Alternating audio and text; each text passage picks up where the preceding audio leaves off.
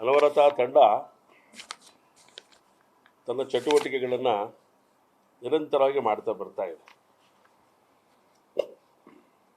ವಿಶೇಷವಾಗಿ 6 ಸಂಗತಿಗಳನ್ನು ಗಮನದಲ್ಲಿಟ್ಟುಕೊಂಡು ಕಾರ್ಯವನ್ನು ಮಾಡ್ತಾ ಇತ್ತು.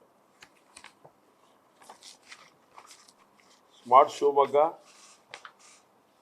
ವಿವೇಕ ವಿದ್ಯಾನಿಧಿ, ಚರ್ಚೆ ವಿತ್ ಚೆನ್ನೈ, ಸಿಹಿಮೊಗೆ ಸಂಭ್ರಮ, ಯುವೋತ್ಸಾಹ, ಪ್ರಜ್ಞಾನಂ ಇಷ್ಟು ಗಮನದಲ್ಲಿ ಇಟ್ಕೊಂಡು ಕಾರ್ಯವನ್ನು ಮಾಡಬೇಕು ಅಂತೇಳಿ ಈ ತಂಡ ಪ್ರಾರಂಭ ಆಗಿತ್ತು. 3 ಚಟುವಟಿಕೆಗಳನ್ನು ಈಗಾಗಲೇ ಈ ದಿಕ್ಕಲ್ಲಿ ಯೋಚನೆ ಮಾಡಿದಂಥ ಸಂಗತಿಗಳನ್ನು ಈ ತಂಡದ ನೇತೃತ್ವದಲ್ಲಿ ನಡೆದಿದೆ. ಇನ್ನು 3 ಸಂಗತಿಗಳಿಗೆ ಚಾಲನೆ ಕೊಡಬೇಕಾಗಿದೆ. ಅದರ ಮುಂದುವರೆದ ಭಾಗವಾಗಿ ಇವತ್ತು ಅನವರತ ತಂಡದ ನೇತೃತ್ವದಲ್ಲಿ ವಿವೇಕ ವಿದ್ಯಾನಿಧಿಯ ಹೆಸರಿನ ಅಡಿಯೊಳಗಡೆ ವಿದ್ಯಾರ್ಥಿಗಳಿಗೆ ವಿದ್ಯಾರ್ಥಿ ವೇತನವನ್ನು ಕೊಡುವಂಥ ಒಂದು ಪ್ರಾಮಾಣಿಕ ಪ್ರಯತ್ನ ಮಾಡಬೇಕು ಅಂತ ಯೋಚನೆ ಮಾಡಿದೆ. ಇವತ್ತು ಗುರುಪೂರ್ಣಿಮೆ,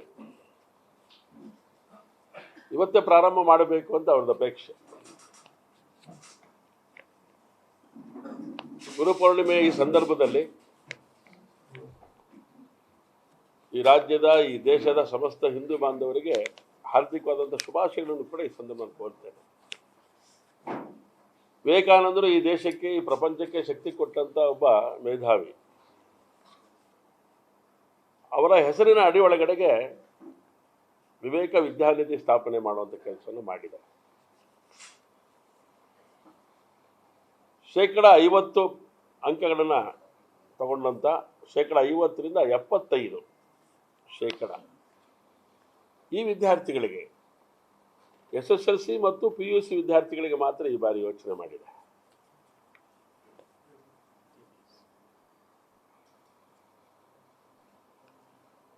ನಾಳೆಯಿಂದ ಅರ್ಜಿ ಕೊಡುವಂಥ ಕಾರ್ಯ ಪ್ರಾರಂಭ ಆಗತ್ತೆ. ಆಗಸ್ಟ್ 15ನೇ ತಾರೀಕಿನ ಒಳಗಾಗಿ ಅರ್ಜಿಯನ್ನು ಈ ಕರ್ತವ್ಯ ಭವನದಲ್ಲೇ ಸಲ್ಲಿಸಬೇಕು. ಅರ್ಜಿ ತಗೊಂಡು ಕರ್ತವ್ಯ ಭವನದಿಂದ ಅರ್ಜಿ ತಗೊಂಡು ಹೋಗಬೇಕು, ಇಲ್ಲಿಗೆ ಅರ್ಜಿಗಳನ್ನು ಕೊಡಬೇಕು.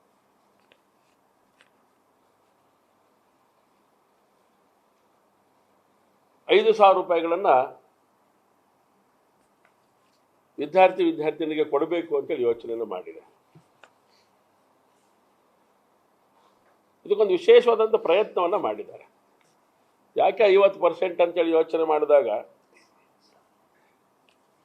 ಕೆಳ ಹಂತದಲ್ಲಿರುವಂತಹ ವ್ಯಕ್ತಿಗಳಿಗೆ ಶಕ್ತಿ ಕೊಡಬೇಕು ಅಂತೇಳಿ, ಆರ್ಥಿಕವಾಗಿ ಹಿಂದುಳಿದಿರುವಂಥ ವಿದ್ಯಾರ್ಥಿಗಳಿಗೆ ತುಂಬ ಜನ ಇದ್ದಾರೆ. ಆದರೆ ಈ ತಂಡ ಒಂದು ವಿಶೇಷವಾದಂಥ ಪ್ರಯತ್ನ ಮಾಡಿದೆ.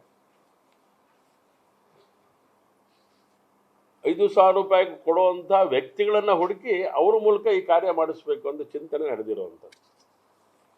ದೀನ್ ದಯಾಳ್ ಜಿಯವರು ಒಂದು ಮಾತನ್ನು ಹೇಳಿದರು. ಮಾತು ಹೇಳಲಿಲ್ಲ, ಕೃತಿಯಲ್ಲಿ ಮಾಡಿದರು, ಜಾರಿಗೆ ತಂದಿದ್ದರು. ಝೀರೋ ಅಸೋಸಿಯೇಷನ್ ಮಾಡೋದ್ರ ಮೂಲಕ ಯಾರು ಫೇಲ್ಡ್ ಸ್ಟೂಡೆಂಟ್ ಇದ್ದಾರೆ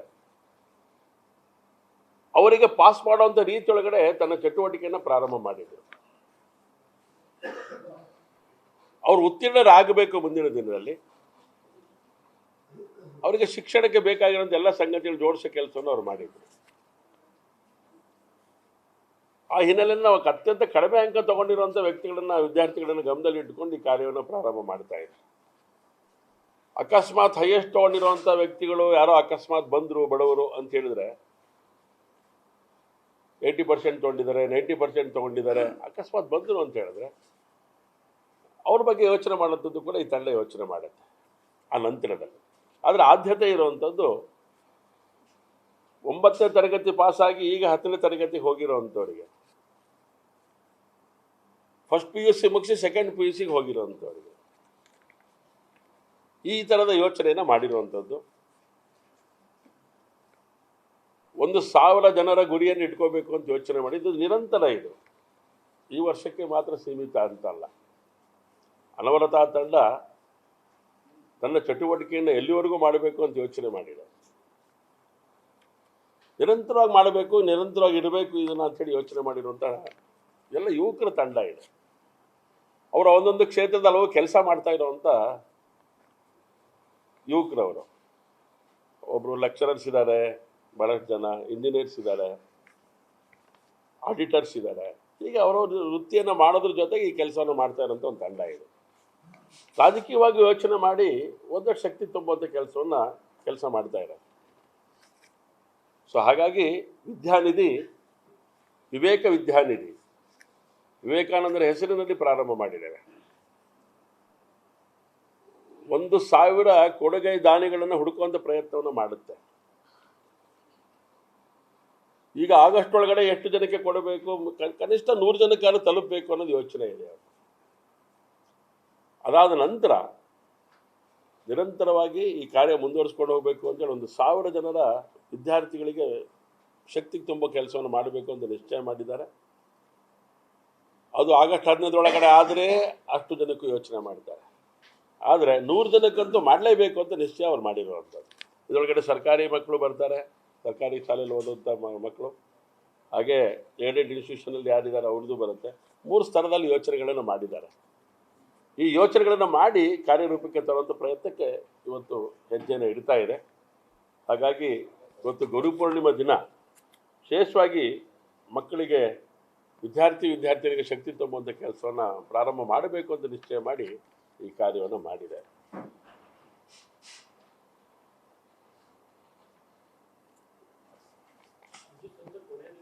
ಆಗಸ್ಟ್ 15 ಅರ್ಜಿ ಕೊಡಲಿಕ್ಕೆ ಕೊನೆ ದಿನ. ನಾವು ಇದನ್ನು ನಾವು ಕೊಡೋದು, ನಾವು ಅವ್ರಿಗೆ ವಿತರಣೆ ಮಾಡುವಂಥದ್ದು. ಅರ್ಜಿಗಳನ್ನು ನಾಳೆಯಿಂದ ವಿತರಣೆ ಮಾಡ್ತೀವಿ. ವಿತರಣೆ ಮಾಡುತ್ತೆ. ಅದಕ್ಕೋಸ್ಕರ ಒಬ್ಬರು ಅದನ್ನು ಗಮನಿಸುವಂಥ ಒಂದು ವ್ಯಕ್ತಿಗಳು ನಾವೇನಲ್ಲಿ ಉಪಹಾರ ಸ್ವೀಕಾರ ಮಾಡಿ ಅಲ್ಲೊಂದು ವಿಶೇಷವಾಗಿ ಅವರಿಗೊಂದು ಆಸನದ ವ್ಯವಸ್ಥೆಗಳನ್ನು ಮಾಡಿಕೊಟ್ಟಿರುತ್ತೆ. ಬಂದವರು ಅಲ್ಲೇ ಅವರನ್ನು ಭೇಟಿ ಮಾಡಿ ಅವ್ರಿಗೆ ಬೇಕಾದಂಥ ಸಂಗತಿಗಳನ್ನು ಅಲ್ಲಿ ಕೊಟ್ಟು ಅರ್ಜಿಗೆ 10 ರೂಪಾಯಿ ಶುಲ್ಕಗಳನ್ನು ನಾವು ಮಾಡಿದ್ದೇವೆ ಒಂದು ಉದ್ದೇಶಕ್ಕೋಸ್ಕರ. ವಿತೌಟ್ ಶುಲ್ಕ ಮಾಡಬೇಕು ಅಂತ ಅನಿಸುತ್ತೆ, ಆದರೆ ಅದಕ್ಕೆ ಇನ್ನೊಂದು ಸ್ವಲ್ಪ ಅದಕ್ಕೆ ಗೌರವ ಬರಬೇಕು ಅಂತಾದರೆ ಅರ್ಜಿಗಳಿಗೆ ಮಿನಿಮಮ್ ಒಂದು 10 ರೂಪಾಯಿ ಕೊಟ್ಟು ಅರ್ಜಿ ತೊಗೊಂಡೋಗ್ಬೇಕು ಅಂತ ಯೋಚನೆ ಮಾಡಿದೆ. ಅದು ಕೂಡ ಅದರಲ್ಲಿ ಬರುವಂಥ ಹಣನೂ ಕೂಡ ವಿದ್ಯಾರ್ಥಿಗಳಿಗೆ ವಿನಿಯೋಗ ಆಗುತ್ತೆ, ಬಿಟ್ಟರೆ ಬೇರೆ ಇನ್ನೇನೂ ಆಗೋದಿಲ್ಲ.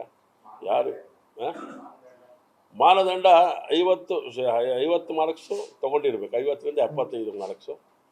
ಅವ್ರಿಗೆ ಬೇಕಾಗಿರೋಂಥದ್ದು ಒಂದು ಆಧಾರ್ ಕಾರ್ಡ್ ಕೇಳಿದ್ದೇವೆ, ರೇಷನ್ ಕಾರ್ಡ್ ಕೇಳಿದ್ದೇವೆ. ರೇಷನ್ ಕಾರ್ಡ್ ಅಥವಾ ಇನ್ಕಮ್ ಸರ್ಟಿಫಿಕೇಟ್ ಅನ್ನಿದ್ರೆ ಕೊಡಬೇಕು. ಕೊಟ್ಟಿರ್ತಾರೆ ಶಾಲೆಗಳಿಗೆ ಅವರು. ಆ ಥರ ವೋಟರ್ ಐ ಡಿ. ಸೊ ಈ ಥರದ ಸಂಗತಿಗಳನ್ನು, ಈ ಥರದ ಒಂದು ಅರ್ಜಿ ನಮೂನೆಯನ್ನು ನಾವು ಮಾಡಿದ್ದೇವೆ. ಅರ್ಜಿ ಸಲ್ಲಿಸಬೇಕಾಗತ್ತೆ. ಈ ಅರ್ಜಿ ಮೂಲಕ ಈ ಕಾರ್ಯ ಪ್ರಾರಂಭ ಆಗುತ್ತೆ. ವಿದ್ಯಾರ್ಥಿ ಆಧಾರ್ ಕಾರ್ಡ್, ವಿದ್ಯಾರ್ಥಿಯ ಭಾವಚಿತ್ರ, ಶಾಲಾ ಕಾಲೇಜುಗಳಲ್ಲಿ ಇರುವಂಥ ಮಾಹಿತಿಗಳು, ಹಿಂದಿನ ವರ್ಷದ ಮಾರ್ಕ್ಸ್ ಕಾರ್ಡ್. ಹಿಂದಿನ ವರ್ಷ ಅಂದರೆ SSLC ಮಕ್ಕಳಾದರೆ 9th ಕೊಡಬೇಕು, ಸೆಕೆಂಡ್ PUC ಮಕ್ಕಳಾದರೆ ಫಸ್ಟ್ ಇಯರ್ PUC ಕೊಡಬೇಕು. ಪೋಷಕರ ಮತದಾರ ಗುರುತಿನ ಚೀಟಿ.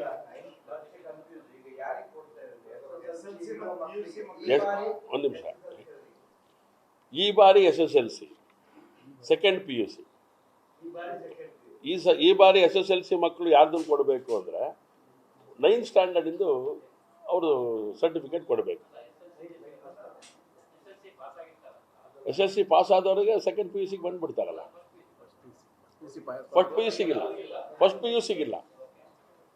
ಯು ಸಿಗಿಲ್ಲ. ಈಗ SSLC ಯಾರು ಓದ್ತಾ ಇದ್ದಾರೆ ಮಕ್ಕಳು, ಅವರು ಅರ್ಜಿ ಸಲ್ಲಿಸಲಿಕ್ಕೆ ಅರ್ಹರಿದ್ದಾರೆ.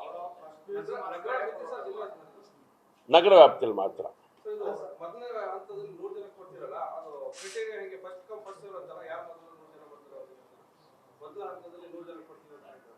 ಅದಕ್ಕೊಂದು ತಂಡ ಮಾಡಿದೆ, ಅವರು ಅದನ್ನು ಸೆಲೆಕ್ಟ್ ಮಾಡಿಕೊಳ್ತಾರೆ. ಆದರೆ ಯಾರು ಅರ್ಜಿಗಳನ್ನು ಸಲ್ಲಿಸಿರ್ತಾರಲ್ಲ ಅವ್ರಿಗೆ ನ್ಯಾಯ ಸಿಗೋ ಹಾಗೆ ಯೋಚನೆ ಮಾಡೋಂಥ ಕೆಲಸ ನಾವು ಮಾಡ್ತೇವೆ. ಯಾಕಂದರೆ ತುಂಬ ಅರ್ಜಿಗಳು ಬರುತ್ತೆ, ಇಲ್ಲ ಅಂತಲ್ಲ, ಓವರ್ಕ್ರೌಡ್ ಆಗುತ್ತೆ. ಬರಲಿ ನಮಗೇನು ಅಂದರೆ, ಒಂದು ನಮ್ಮದು ಶಕ್ತಿ ಏನಿದೆ ಅಂತ ಅನವರತ ತಂಡ ಯೋಚನೆ ಮಾಡಿದೆ. ಇದೊಂದು ದಿಕ್ಕಲ್ಲಿ ಹೆಜ್ಜೆ ಇಡೋಂಥ ಪ್ರಯತ್ನ.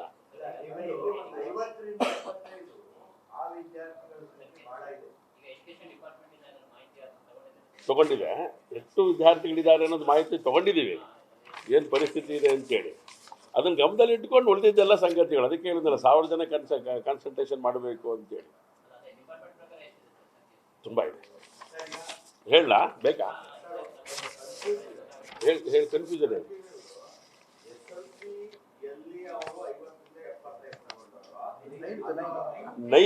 ನೈನ್ತ್ ಪಾಸ್ ಆಗಿ SSLC ಹೋಗೋ ಮಕ್ಕಳಿಗೆ ಕೊಡ್ತೀವಿ. ಎಸ್ ಎಸ್, ಸರಿ ಅಲ್ವಾ? ತಂದೆ ತಾಯಿಯ ವೋಟರ್ ID ತಗೊಳ್ತೀವಿ. ಅವ್ರದ್ದು ವೋಟರ್ ID ಇರಲ್ಲ. ತಂದೆ ತಾಯಿಗೆ ಸಂಬಂಧಪಟ್ಟಂಥ ವೋಟರ್ ID, ಆಧಾರ್, ಇದು ಒಂದು ಮಿನಿಮಮ್ ಡಾಕ್ಯುಮೆಂಟ್ ಬೇಕಾಗತ್ತೆ. ಸೊ ಅದನ್ನು ತಗೊಳ್ಳೋ ಪ್ರಯತ್ನ ಮಾಡಿದೆ. ಆದರೆ ನೀವು ಹೇಳಿದಾಗೆ ಈ ಕಾರ್ಯವನ್ನು ನಾವು ನಗರಸಭೆ ಇದ್ದಂಥ ಸಂದರ್ಭದಲ್ಲಿ ಒಂದು ಪ್ರಯತ್ನ ನಾವು ಮಾಡಿದ್ವಿ. ಅದು ನಮ್ಮ ಕಾನ್ಸೆಪ್ಟ್ ಆ್ಯಕ್ಚುಲಿ. ಒಂದು ಝೀರೋ ಅಸೋಸಿಯೇಷನ್ನ ಪ್ರೇರಣೆ ದೀನ್ ದಯಾಳ್ಜಿದು, ಅದನ್ನ ಇಟ್ಕೊಂಡೇ ನಗರಸಭೆಯಲ್ಲಿ ಒಂದು ಯೋಚನೆ ಮಾಡಿದ್ವಿ ನಾವು. ಕ್ರಮೇಣ ಏನಾಯಿತು ಅದು ಅಂತ ಹೇಳಿದ್ರೆ ಮೆರಿಟ್ ಸ್ಟೂಡೆಂಟ್ ಬಗ್ಗೆ ಯೋಚನೆ ಮಾಡಲಿಕ್ಕೆ ಶುರು ಮಾಡೋದು. ಅದರ ಪರಿಣಾಮ ಏನಾಗುತ್ತೆ ಅಂತ ಹೇಳಿದ್ರೆ, ನಾವು ಬಡವರಿಗೆ ಮಾಡಿದ್ದು ಸುಮಾರು 28-29 ಲಕ್ಷ ಹಣ ಅದು ಕೊಡ್ತೀವಿ. 34 ಲಕ್ಷ ರೂಪಾಯಿ ತನಕನೂ ಕೂಡ ಅವತ್ತು ನಗರಸಭೆಯಿಂದ ಕೊಟ್ಟಿದ್ವಿ ನಾವು ಒಂದು ಯೋಜನೆಗಳಿಗೆ, ವಿದ್ಯಾರ್ಥಿ ವೇತನದ ಮೂಲಕ. ಸೊ ಅದು ಸ್ವಲ್ಪ ಕಡಿಮೆ ಆಗಿಬಿಟ್ಟಿದೆ ಅಲ್ಲೂ ಕೂಡ. ಸೊ ಇದನ್ನು ನಾವು ಈ ವರ್ಷ ಪ್ರಾರಂಭ ಮಾಡಿದ್ದೀವಿ. ಮುಂದೆ ಏನು ಮಾಡಬೇಕು, 1000 ಗುರಿ ಇಟ್ಕೊಂಡಿದ್ದಾರೆ. 1000 ಜನ ತಲುಪಬೇಕು. ಯಾರನ್ನು? ಡೋನರ್ಸನ್ನು ತಲುಪಬೇಕು. ಎರಡು ಸಂಗತಿಯಲ್ಲಿ ನಾವು ಗಮನಿಸಬೇಕಾಗಿರೋದು. ಒಂದು ಸಂಗತಿ ವಿದ್ಯಾರ್ಥಿಗಳನ್ನ ಗಮನದಲ್ಲಿ ಇಟ್ಕೊಂಡು ಯೋಚನೆ. ಈ ವಿದ್ಯಾರ್ಥಿಗಳ ಶಕ್ತಿ ತುಂಬುವಂಥ ಸಮಾಜದ ಪ್ರಮುಖರು ಯಾರಿದ್ದಾರೆ, ಅವರಿಗೆ ಮನಸ್ಸಿರುತ್ತೆ ಎಲ್ಲಿ ಕೊಡಬೇಕು, ಏನು ಮಾಡಬೇಕು ಅನ್ನೋ ಒಂದು ಕಲ್ಪನೆಗಳಿರೋದಿಲ್ಲ ಅನೇಕ ಸಂದರ್ಭಗಳಲ್ಲಿ. ನಾವು ಅದನ್ನು ಅನುಭವಿಸಿದ್ದೀವಿ ನಾವು. ಸೊ ಹಾಗಾಗಿ ಅದನ್ನು ಗಮನದಲ್ಲಿ ಇಟ್ಟುಕೊಂಡು ಆ ರೀತಿಯ ಒಂದು 1000 ಜನನ ಹುಡುಕುವಂಥ ಪ್ರಯತ್ನ, ಅದ್ರ ಮೂಲಕ ಒಂದು 1000 ಜನಕ್ಕೆ ಶಕ್ತಿ ತುಂಬುವಂಥ ಪ್ರಯತ್ನ ಮಾಡಬೇಕು ಅಂತ ನಿಶ್ಚಯ ಮಾಡಿರುವಂಥದ್ದು. ಶಾಲೆಗಳ ಸಂಖ್ಯೆ ಹೇಳ್ತೀನಿ. ಒಟ್ಟು ನಗರದಲ್ಲಿರುವಂಥ ಪ್ರೌಢಶಾಲೆಗಳು 110. ಒಟ್ಟು ಶಿವಮೊಗ್ಗ ನಗರದಲ್ಲಿ ಓದಿದ ವಿದ್ಯಾರ್ಥಿಗಳ ಸಂಖ್ಯೆ 7255 ಇರೋದು. ಬೇರೆಯವರೆಲ್ಲ ಕೊಡ್ತಾ ಇರ್ತಾರೆ. ಒಟ್ಟು ನಗರದಲ್ಲಿರೋ PU ಕಾಲೇಜುಗಳು 38. ದ್ವಿತೀಯ PUC ವಿದ್ಯಾರ್ಥಿಗಳು ಓದ್ತಾ ಇರುವಂಥದ್ದು 6570. ಒಟ್ಟು 10ನೇ ತರಗತಿ ಹಾಗೂ ದ್ವಿತೀಯ PUC ಓದುತ್ತಿರುವ ವಿದ್ಯಾರ್ಥಿಗಳ ಸಂಖ್ಯೆ 13,825 ಆಗತ್ತೆ. ನಾವು 1000 ಜನ ಡೋನರ್ಸನ್ನು ಕಾನ್ಸಂಟ್ರೇಷನ್ ಮಾಡ್ತಿದ್ದೀವಿ. ಅಲ್ಲಿಗೆ ಒಂದು 1000 ವಿದ್ಯಾರ್ಥಿ. ಸಮಯ ಅನೇಕ ಮಾನದಂಡಗಳಿದೆ. ಅದನ್ನು ಇಟ್ಟುಕೊಂಡು ಯೋಚನೆ ಮಾಡುವಂಥ ಕೆಲಸ ನಡೆಯುತ್ತೆ. ನಮ್ಮ ಕಲ್ಪನೆ ಇರುವಂಥದ್ದು ಬೇರೆನೇ. ಆದರೆ ಇವತ್ತು ಈ ದಿಕ್ಕಲ್ಲಿ ಹೆಜ್ಜೆ ಇಡ್ತಾ ಇದ್ದೀವಿ. ದಾಪುಗಾಲು ಯಾವ ಹಂತಕ್ಕೆ ಹೋಗುತ್ತೆ ಗೊತ್ತಿಲ್ಲ ನಮಗೆ. ನಮ್ಮ ಹತ್ರ ಇರೋವಂಥ ಒಂದು ಸಂಗತಿಗಳನ್ನ ಯೋಚನೆ ಮಾಡಿ ಈ ಕಾರ್ಯವನ್ನು ಅನವರತ ತಂಡದ ನೇತೃತ್ವದಲ್ಲಿ ಮಾಡ್ತಾ ಇದೆ. ಶುರು ಮಾಡಬೇಕು, ಅದಕ್ಕೆ 100 ದಾಟಿಸಬೇಕು ಅಂತ ಯೋಚನೆ ಮಾಡಿದ್ದಾರೆ. ಏನಣ್ಣ? ಶಿವಮೊಗ್ಗ ನಗರ, ಶಿವಮೊಗ್ಗ ವಿಧಾನಸಭಾ ಕ್ಷೇತ್ರ, ಶಿವಮೊಗ್ಗ ನಗರ ಮಾತ್ರ. ಇಡೀ ಜಿಲ್ಲೆಗೆ ಕೊಡೋಕ್ಕೆ ಶಕ್ತಿ ಭಗವಂತ ಕೊಟ್ಟರೆ ಮಾಡೋದೇ, ಅವ್ರಿಗೇನು ಪ್ರಶ್ನೆ ಇಲ್ಲ. ಸೊ ಹಾಗಾಗಿ ನಾವು ಅದನ್ನು 2000-3000 ಯೋಚನೆ ಶುರು ಆಯಿತು. ಕೊನೆಗೆ ಬೇಡ, ಅವರಿಗೊಂದು ಅನುಕೂಲ ಆಗಬೇಕು ವಿದ್ಯಾರ್ಥಿಗಳಿಗೆ. ಹಾಗಾಗಿ 5000 ರೂಪಾಯಿನ ಕೊಡಬೇಕು ವಿದ್ಯಾರ್ಥಿ ನಿಧಿ ಅಂತೇಳಿ ಯೋಚನೆ ಮಾಡಿ. ವಿದ್ಯಾರ್ಥಿ ವೇತನ ಹೇಳ್ತಾ ಇದ್ದೇವೆ. ಈ 13,000 ಒಳಗಡೆ ಆರ್ಥಿಕವಾಗಿ ಮುಂದಿರೋರು ಎಲ್ಲರೂ ಇರ್ತಾರೆ. ಆದರೆ ಆರ್ಥಿಕವಾಗಿ ಹಿಂದುಳಿದವರ ಸಂಖ್ಯೆ ಎಷ್ಟು ಇನ್ನೂ ಸ್ವಲ್ಪ ಇನ್ ಡೀಟೇಲ್ ನಾವು ಸ್ವಲ್ಪ ಸ್ಟಡಿ ಮಾಡ್ತೀವಿ. ಅದನ್ನು ಸರ್ಕಾರಿ ಶಾಲೆಗಳಲ್ಲಿ ಓದ್ತಿರೋರು, ಏಡೆಡ್ ಇನ್ಸ್ಟಿಟ್ಯೂಷನ್ಗಳಲ್ಲಿ ಓದ್ತಿರೋರು, ಈ ಥರ ಸಾಮಾನ್ಯ ಪ್ರೈವೇಟ್ ಶಾಲೆಯಲ್ಲಿ ಓದ್ತಿರೋವಂಥ ಮಕ್ಕಳನ್ನ ಏನೋ ಇಲ್ಲಿ ಬಂದ್ಬಿಡ್ತಾರೆ, ಅರ್ಜಿ ಹಾಕ್ತಾರೆ ಅಂತ ನಮಗೇನು ಅನಿಸಲ್ಲ. ಸೊ ಗೊತ್ತಾಗತ್ತೆ ಆ ಒಂದು ಇದು. BPL ಮಸ್ಟ್ ಅಂತ ಯೋಚನೆ ಮಾಡಿದ್ವಿ.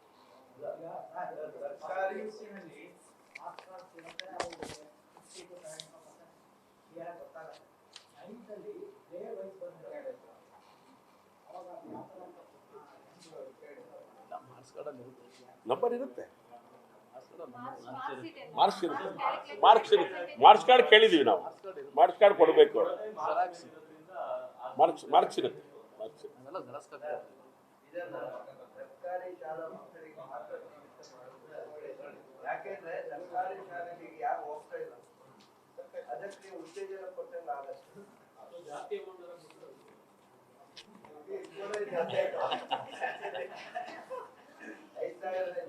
ಐದು ಸಾವಿರ ಇವತ್ತು. ಮತ್ತು ಇಲ್ಲಿ ಇನ್ನೊಂದು ಕ್ರೈಟೀರಿಯಾ ಯೋಚನೆ ಮಾಡಿರೋದು 30,000 ಏನು ಫೀಸ್ ಇದೆಯಲ್ಲ, ಆ ಫೀಸನ್ನು ಕೊಟ್ಟು ಓದುವಂಥ ಮಕ್ಕಳು ಯಾರಿದ್ದಾರೆ ಅವ್ರು ಮಾತ್ರ ಇದಕ್ಕೆ ಅರ್ಜಿ ಹಾಕ್ಲಿಕ್ಕೆ ಅರ್ಹರಿದ್ದಾರೆ. 30,000 ಒಳಗಡೆ ಯಾರು ಫೀಸನ್ನು ಕಟ್ಟಿ ಅಡ್ಮಿಷನ್ ಆಗ್ತಾರೆ, ಆ ಥರದೊಂದು ಈ ಒಂದು ಗುಂಪನ್ನು ತಯಾರು ಮಾಡಿರುವಂಥದ್ದು. ಬೇರೆ ಬೇರೆ ಕಡೆಗಳಲ್ಲಿ ಎಷ್ಟೆಟ್ಟಿದೆ ಅದನ್ನು ನಾನು ಇಲ್ಲಿ ಹೇಳಲಿಕ್ಕೆ ಇಷ್ಟಪಡೋದಿಲ್ಲ. ನಾವು ಬೇರೆ ಬೇರೆ ಕಾಲೇಜ್ಗಳಿಗೆ ಅಡ್ಮಿಷನ್ ಆಗಬೇಕಾದ್ರೆ ಎಷ್ಟಿದೆ, ಈ ಥರದ್ದೆಲ್ಲ ಇದೆ. ಆದರೂ ಅವ್ರು ಓದಲೇಬೇಕು. SSLC ಕಡಿಮೆ ಮಾರ್ಕ್ಸ್ ಇದೆ ಅಂತೇಳಿ, ಫೀಸ್ ಸ್ಟ್ರಕ್ಚರ್ ಜಾಸ್ತಿ ಇದೆ ಅಂತೇಳಿ ಅವರು ಓದಲಿಕ್ಕೆ ಹಿಂದುಳಿಯಬಾರ್ದು ಅನ್ನೋ ಕಾರಣಕ್ಕೋಸ್ಕರ ಒಂದು ಯೋಚನೆ ನಡೆದಿದೆ. ನೋಡೋಣ ಮುಂದಿನ ದಿನಗಳಲ್ಲಿ. ಸೊ ಹಾಗಾಗಿ ದಯಮಾಡಿ ಇವತ್ತಿನ ವಿವೇಕ ವಿದ್ಯಾನಿಧಿಯ ಈ ಒಂದು ಸಂಗತಿಗಳನ್ನು ತಮ್ಮ ಗಮನಕ್ಕೆ ತರುವಂಥ ಪ್ರಯತ್ನ ನಾವು ಮಾಡಿದ್ದೇವೆ. ಸೊ ಹಾಗಾಗಿ ಇದಕ್ಕೆ ಪೂರಕವಾಗಿ ಏನು ಮಾಡ್ತಾ ಇದೆ ಅದನ್ನು ಬಿಡುಗಡೆ ಮಾಡೋಂಥ ಪ್ರಯತ್ನ ಕೂಡ ನಮ್ಮ ಕಡೆಯಿಂದ ಪೋಸ್ಟರ್ ಬಿಡುಗಡೆ ಕಾರ್ಯಕ್ರಮ.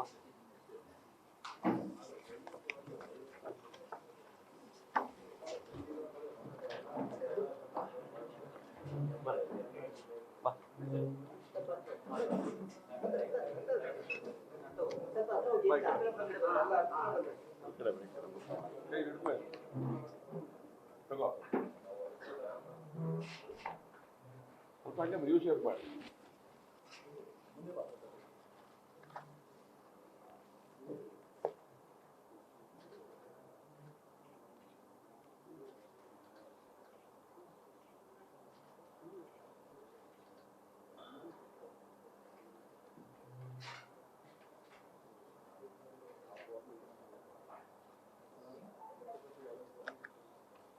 ಧನ್ಯವಾದ. ಬ್ರೋಷರ್ ಕೊಟ್ಬಿಡಿ, ಬ್ರೋಷರ್ ಕೊಟ್ಬಿಡಿ, ಇದನ್ನು ಕಳಿಸ್ಬಿಡಿ. ಮ್ಯಾಟ್ರ್ ಮಾಡಿದ್ರಲ್ಲ, ಇದನ್ನು ತುಂಬ ಡೀಟೇಲ್ ಮಾಡಿದ್ದೀನಿ. ಆದರೆ ಹೇಳಬೇಕಾದ್ರೆ ಏನು ಹೇಳಬೇಕು ಅಷ್ಟು ಸಂಗತಿ ಮಾತ್ರ ತಿಳಿಸಿದರೆ ಇದಷ್ಟು ನಿಮಗೆ ಮೇಲ್ ಮಾಡುತ್ತೆ.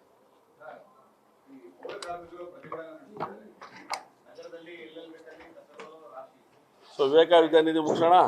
ಧನ್ಯವಾದ. ಇವತ್ತು ಬೆಳಗ್ಗೆಯಿಂದ ಪೌರ ಕಾರ್ಮಿಕರು ರಸ್ತೆಗಿಳಿದಿದ್ದಾರೆ. ಇವತ್ತು ಬೆಳಗ್ಗೆಯಿಂದ ಪೌರ ಕಾರ್ಮಿಕರು ರಸ್ತೆಗೆ ಇಳಿದಿದ್ದಾರೆ. ಮೂಲ ಸಮಸ್ಯೆಗಳಿಗೆ ಪರಿಹಾರ ಮಾಡುವಂಥ ಕೆಲಸಕ್ಕೆ ಕೈ ಹಾಕಿದ್ದಾರೆ. ಹಾಗಾಗಿ ಅದಕ್ಕೆ ಸಂಬಂಧಪಟ್ಟಂತೆ ನನ್ನ ಆಯುಕ್ತರ ಹತ್ರ ಮಾತಾಡಿದಾಗಲೂ ಕೂಡ ಅವರು ಇದಕ್ಕೊಂದು ದಿಕ್ಕಲ್ಲಿ ಹೆಜ್ಜೆ ಇಡ್ತೀನಿ ಅಂತ ಹೇಳಿದರು. ಇವತ್ತು ಬೆಳಗ್ಗೆಯಿಂದ ಪೌರ ಕಾರ್ಮಿಕರು ರಸ್ತೆಯಲ್ಲಿದ್ದಾರೆ. ಕ್ಲೀನಿಂಗ್ ಪ್ರಾರಂಭ ಆಗಿದೆ. ಪೌರ ನೌಕರರ ದೃಷ್ಟಿಯಿಂದ ಏನು ಹೋರಾಟ ಮಾಡ್ತಾ ಇದ್ದಾರೆ ಇದು ನ್ಯಾಯಯುತವಾದಂಥ ಹೋರಾಟ ಅಂತ ನಮ್ಮೆಲ್ಲರಿಗೂ ಕೂಡ ಅನಿಸಿದೆ. ಈ ಹೋರಾಟಕ್ಕೆ ಶಕ್ತಿ ತುಂಬುವಂಥ ಕೆಲಸವನ್ನು ನಾವು ಕೂಡ ಮೊನ್ನೆ ಹೋರಾಟದಲ್ಲಿ ಪಾಲ್ಗೊಂಡು ಅವರಿಗೆ ಬೆಂಬಲ ಸೂಚಿಸೋ ಕೆಲಸವನ್ನು ಭಾರತೀಯ ಜನತಾ ಪಾರ್ಟಿ ನೇತೃತ್ವದಲ್ಲಿ ನಾವು ಮಾಡಿದ್ದೇವೆ. ಅನೇಕ ಸಂಗತಿಗಳು ನ್ಯಾಯಯುತವಾದಂಥ ಬೇಡಿಕೆಗಳೇ. ಈ ಸಂಗತಿಗಳನ್ನು ಬಹಳ ಮುಂಚೆ ನಾವು ಸರ್ಕಾರದ ಮಧ್ಯ ಗಮನಕ್ಕೆ ತಂದಾಗಲೂ ಸೆಷನ್ಗಳಲ್ಲಿ ಮಾಡ್ತೇವೆ ಮಾಡ್ತೇವೆ ಮಾಡ್ತೇವೆ ಅನ್ನೋಂಥ ಮಾತುಗಳನ್ನು ಹೇಳ್ತಾ ಇದ್ರು. ಆದರೆ ಹೋರಾಟದ ಮೂಲಕನೇ ಅವರು ಪರಿಹಾರ ಹುಡ್ಕೊಳ್ಳೋಂಥ ಕೆಲಸಕ್ಕೆ ಕೈ ಹಾಕಿದ್ದಾರೆ. ಆದರೆ ನಿರಂತರವಾಗಿ ಮಾಡಬೇಕು ಅಂತ ನಿಶ್ಚಯ ಮಾಡಿದ್ದಾರೆ. ಅನಿರ್ದಿಷ್ಟಾವಧಿಗೆ ಮುಷ್ಕರಕ್ಕೆ ಹೋದರೆ ರಾಜ್ಯದಲ್ಲಿ ಬೇರೆ ಬೇರೆ ಥರದ ಸಮಸ್ಯೆಗಳು ಪ್ರಾರಂಭ ಆಗುತ್ತೆ. ಹಾಗಾಗಿ ಸರ್ಕಾರಕ್ಕೆ ಒತ್ತಾಯ ಮಾಡ್ತಾ ಇದ್ದೇವೆ. ನಿನ್ನೆ ಸಭೆ ಮಾಡಿದ್ದಾರೆ ಅಂತ ಸುದ್ದಿ ಇದೆ ನನಗೆ. ಅವ್ರ ಬೇಡಿಕೆಗಳನ್ನು ಈಡೇರಿಸುವಂಥದ್ದು ರಾಜ್ಯದ ಜನತೆಯ ದೃಷ್ಟಿಯಿಂದ ಬಹಳ ಪ್ರಮುಖವಾದಂಥ ಸಂಗತಿ. ಅದು ಆ ಕೆಲಸವನ್ನು ಮಾಡಬೇಕು ಅಂತ ನಾನು ಆಗ್ರಹ ಮಾಡ್ತೇನೆ. ಮಾನ್ಯ ಮುಖ್ಯಮಂತ್ರಿಗಳು ಮಧ್ಯ ಪ್ರವೇಶ ಮಾಡಲೇಬೇಕು. ಮಾನ್ಯ ಮುಖ್ಯಮಂತ್ರಿಗಳು ಮಧ್ಯ ಪ್ರವೇಶ ಮಾಡದೆ ಹೋದರೆ, ಯಾಕೆಂದರೆ ಇವರಿಗೆ C&R ಸಪ್ಲೈ ಆಗುತ್ತೆ, ಅವ್ರಿಗೆ ಸಿಗುವಂಥ ಸೌಲಭ್ಯಗಳು ಸಿಗದೇ ಇರೋಂಥ ಸ್ಥಿತಿಯಲ್ಲಿ ಇವ್ರು ಕೆಲಸ ಮಾಡ್ತಾ ಇರೋಂಥದ್ದು. ಇವ್ರು ಹೇಳ್ತಾ ಇದ್ದಾರೆ ನಮ್ಮನ್ನು ಸರ್ಕಾರಿ ನೌಕರನ್ನಾಗಿ ಮಾಡಬೇಕು ಅಂತ ಹೇಳ್ತಾ ಇದ್ದಾರೆ. ಆ ಒಂದು ಹೋರಾಟದ ಭಾಗನೂ ಕೂಡ ಆಗಿದೆ. ಆದರೆ C&R ಅಪ್ಲೈ ಆಗತ್ತೆ ಅಂತ ಆದರೆ ಇವರನ್ನು ಸರ್ಕಾರಿ ನೌಕರು ಅಂತೇಳಿ ತೀರ್ಮಾನ ಮಾಡಿಲ್ಲ, ಪೌರ ಸೇವಾ ನೌಕರು ಅಂತ ಇದರಲ್ಲಿ ಇಟ್ಕೊಂಡಿದ್ದಾರೆ. ಆ ಥರದ ಅನೇಕ ಸಂಗತಿಗಳಿಗೆ ಪರಿಹಾರ ಸಿಗಬೇಕು ಅಂತ ಹೇಳಿದ್ರೆ ಮುಖ್ಯಮಂತ್ರಿಗಳು ಇದಕ್ಕೆ ಮಧ್ಯ ಪ್ರವೇಶ ಮಾಡಬೇಕಾಗತ್ತೆ. ಆ ದಿಕ್ಕಲ್ಲಿ ತಾವು ಕಾರ್ಯ ಮಾಡಬೇಕು ಅಂತೇಳಿ ಮುಖ್ಯಮಂತ್ರಿಗಳು ನಾನು ವಿನಂತಿನ ನಾನು ಮಾಡ್ತೇನೆ. ರಾಜ್ಯದ ಜನತೆಯ ಹಿತದೃಷ್ಟಿಯಿಂದ ಇದನ್ನು ಮಾಡಲಿಕ್ಕೆ ತೊಂದರೆ ಇದೆ ಅಂತ ನಮಗೇನು ಅನ್ನಿಸ್ತಾ ಇಲ್ಲ. ಒಟ್ಟು ಕೂತ್ಕೊಂಡು ಯೋಚನೆ ಮಾಡಿ ಈ ಕಾರ್ಯಕ್ಕೆ ಯಾರು ಪೌರಸೇವಾ ನೌಕರರ ಮುಷ್ಕರ ಏನಿದೆ ಅದನ್ನು ನಿಲ್ಲಿಸಲಿಕ್ಕೆ ಸಾಧ್ಯ ಆಗತ್ತೆ. ಮುಖ್ಯಮಂತ್ರಿಗಳು ಮನಸ್ಸು ಮಾಡಿದ್ರೆ ಮಾತ್ರ. ಅಧಿಕಾರಿ ವರ್ಗದಲ್ಲಿ ಬೇರೆ ಬೇರೆ ರೀತಿ ಇದೆ ನೋಡಿ.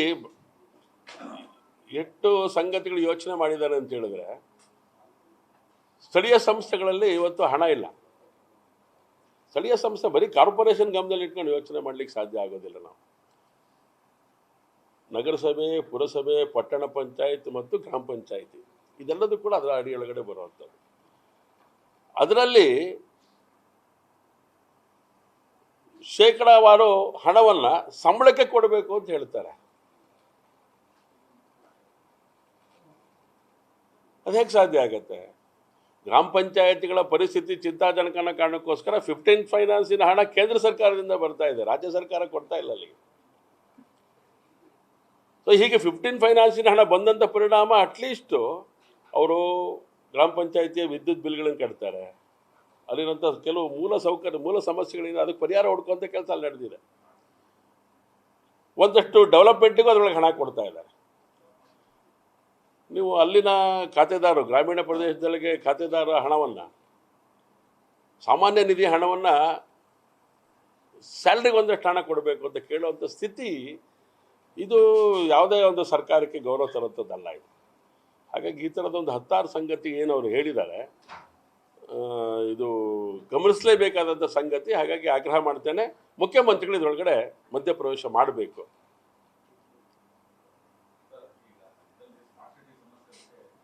ಸ್ಮಾರ್ಟ್ ಸಿಟಿ ಸಮಸ್ಯೆ ಅಲ್ಲ ಅದು. ಹಾಂ, ದೈನಂದಿನ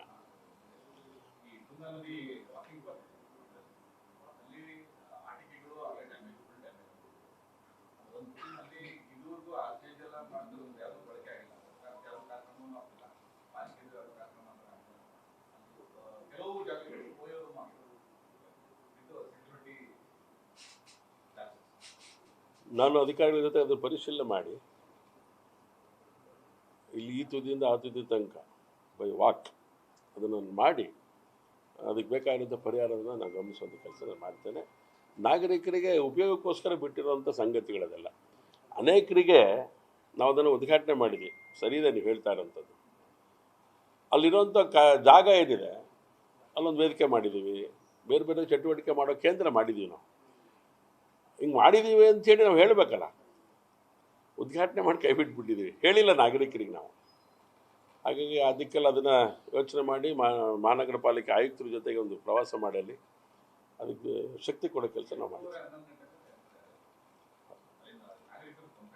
ಖಂಡಿತ ಸರಿ ಇದೆ.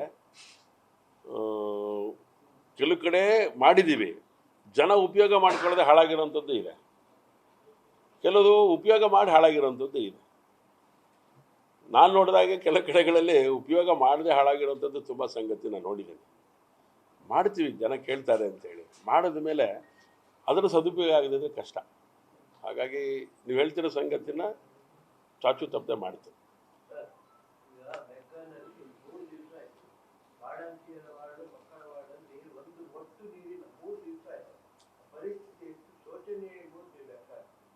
ಅವರು ಹೇಳಿದ್ರೆ ಭಾರಿ ನಿರ್ಲಕ್ಷ್ಯದಿಂದ ಉತ್ತರ ಕೊಡ್ತಾರೆ.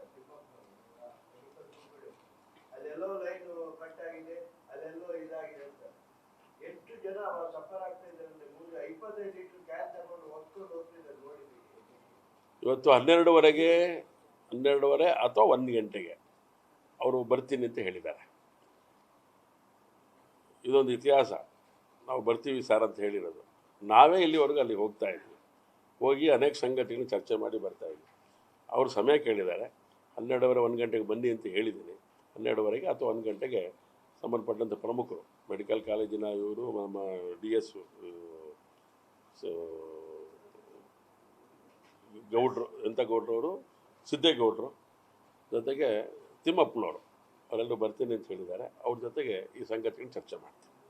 ಇವತ್ತೇ ಚರ್ಚೆ ಮಾಡ್ತೀನಿ. ಧನ್ಯವಾದ.